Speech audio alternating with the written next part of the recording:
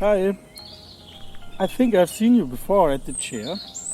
Yes, I'm also working at IMIT. I'm Vanessa. Nice to meet you. Yeah, right. So you're also doing your PhD on solar cells? Yes, I am currently working on the topic of transparent cells. No, that sounds very interesting. So if they're completely transparent, how do they work?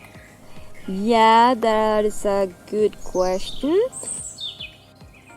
So a solar cell is a device that converts light into electricity using semiconductor materials. With so-called selective absorbers, it is possible to adjust the wavelength range of the absorbed light accordingly. This principle is not new, but in recent years materials have been discovered that are ideal for this purpose. So these materials are somehow programmable? Yes, in simplified terms, you can say that. In the case of transparent cells, we tune these absorbers to selectively harvest the non-visible part of the sunlight, meaning to allow the visible part to pass through. That sounds great. But how does it work if such a large part of the light is not used at all? For instance, there are approaches where the invisible parts of the light are concentrated within the material and then converted into electrical energy on the edges of the system, allowing efficiencies of around 10%. And you should not forget that the thickness of these active layers are in the order of only hundreds of nanometers. Wow! So you could use all the windows in a city to generate energy through these invisible solar cells? Yeah, that is the idea. It is precisely these thin layers that make flexible models possible, which multiplies the possible applications.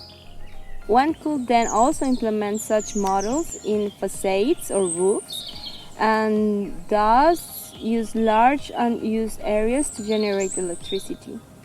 Since it is already possible to print these models, production capacity will multiply in the future while cost will decrease compared to the conventional solar cell.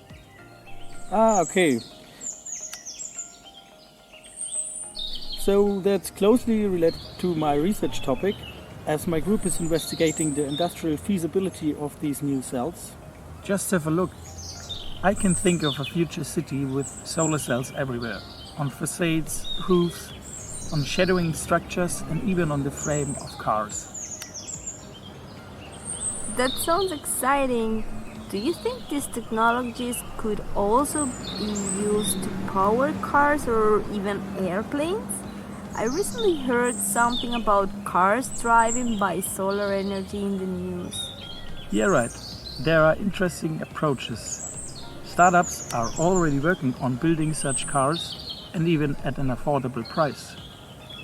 Prototypes can already cover small everyday distances using only solar technology and rely on energy of a rechargeable battery for long journeys. I suppose the weight of the batteries is still the decisive problem here at the moment. Yeah, that's right.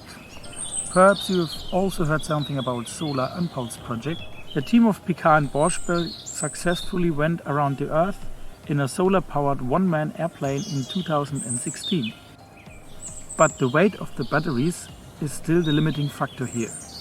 Okay, but even for transportation technologies, I see an enormous potential in using solar cells. This is exactly what motivates me in my research. If mankind succeeds in using only a small part of the unimaginable amount of energy that reaches us every day from the sun, many energy problems could be a thing of the past. Okay, Julian, it's really nice to chat with you. Should we continue while having a beer at Endless Keller? Yeah, let's do that.